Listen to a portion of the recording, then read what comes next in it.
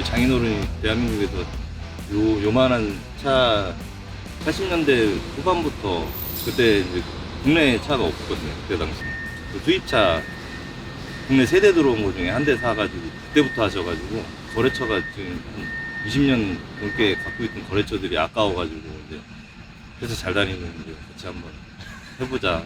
회사 다니는 것보다 낫다 해가지고 시작을 하게 됐거든요. 요 지게차는 몇 대 갖고 계세요? 저는 지금 장인어른 요만한 거 하나랑 제 차 이제 한 대. 네, 총 2대. 요만한 차는 몇 톤짜리고 이게 얼마 정도예요? 요 차가 지금 18톤 지게차거든요. 17년도 이 차가 출고했을 당시에 한 2억 3천 조금 넘게 줬었거든요. 아, 새 차기죠. 네. 근데 지금 아마 3억 넘어가는 걸로 알고 있어요. 차값이 많이 올랐어요.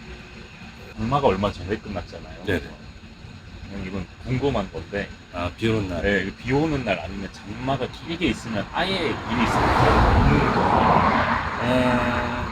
아무래도 비가 오고 하면 이제 밖에서 하는 일이다 보니까 이제 일이 많이 줄기는 해요. 근데 어쩔 수 없는 경우도 이제 납품해야 되는 이제 납기를 맞춰야 된다든가 비 맞아도 뭐 되는 또 기계들도 있고 요새는 포장을 잘 해갖고 오는 경우가 많아가지고 대형차들이 이제 작업하는 장비들은 거의 이제 고가 장비들이다 보니까 또 비 맞고 그러면 화주 입장에서는 기분이 안 좋죠.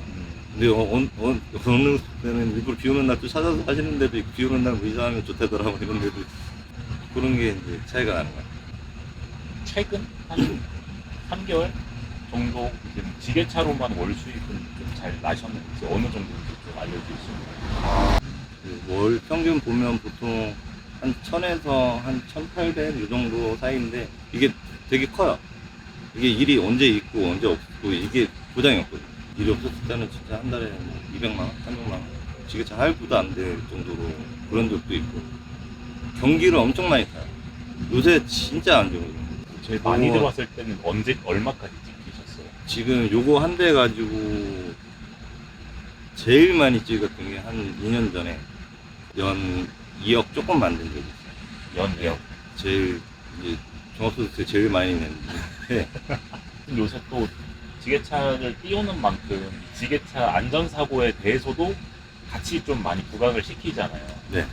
그래서 혹시 뭔가 이렇게 안전을 위해서 좀 꼭 하시는 거라던가 아니면 노하우라던가 이런 게 좀 있으세요?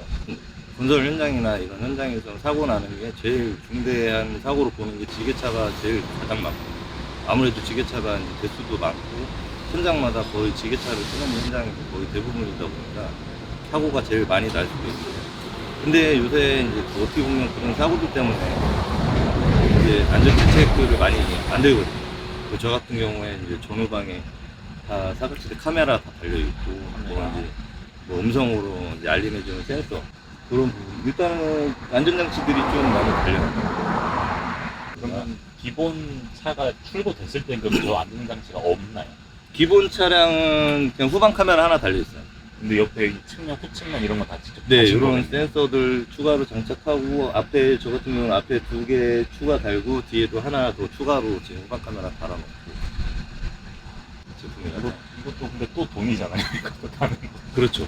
그러니까 초반에 지게차 뭐 이런 거 구입하신다고 처음에 시작하시는 분들은 은근히 돈 많이 들어가요.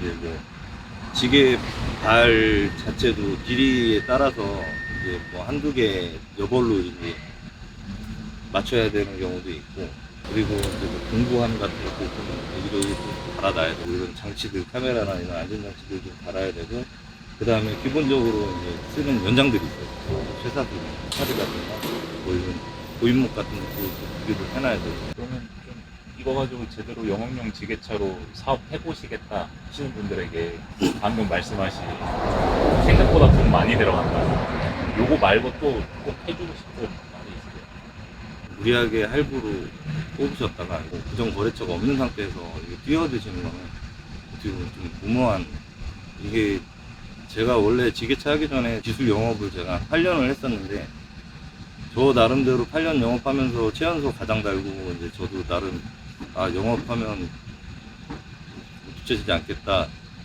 하고 지게차 영업에 뛰어들어서 이게 이제 장벽이 부딪혔죠. 이게 영업은 이게 뭐가 없어요. 어디 가서 뭐 사람을 만나서 영업을 할 수 있는 그런 영업이 별로 안 되고, 새로 생겨난 회사가 아닌 이상은 다 이미 거래처들이 다 있는 상태고, 그 거래처를 말 그대로 뺏어 온다는 게 이게 진짜 엄청나게 힘든 일이거든요.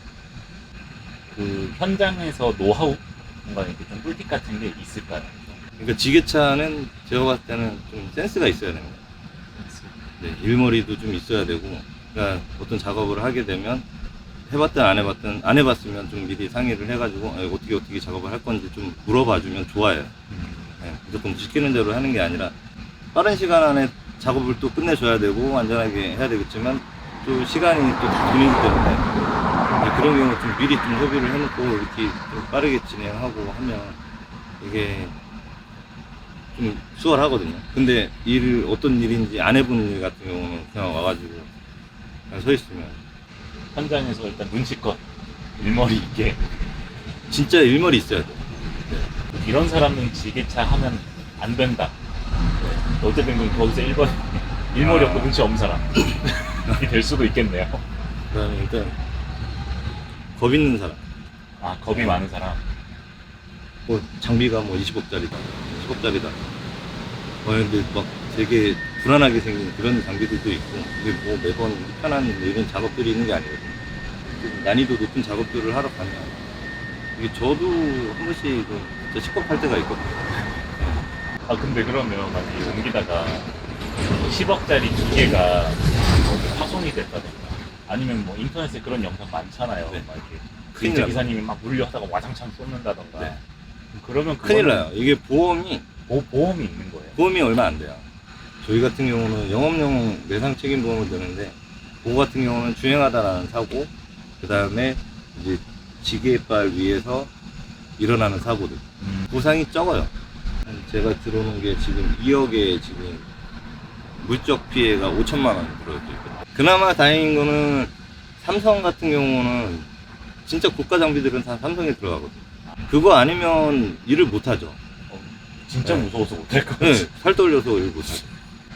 그러면 어쨌든 지금 10년 넘게 지게차 기사 일을 해 오셨잖아요. 네. 그럼 좀 해 오시면서 느꼈던 이 직업에 대한 장단점을 얘기해 줄 수 있으면 어떤 게 있을까요? 대형 지게차 같은 경우는 아무래도 시간이 좀 여유가 있어요. 그래서 애들 육아라든가 집에 가서 이제 살림도 많이 도와줄 수도 있고. 제가 지게차 하면서 제일 저기 한 게 여행다운 여행을 거의 못 가봤어요.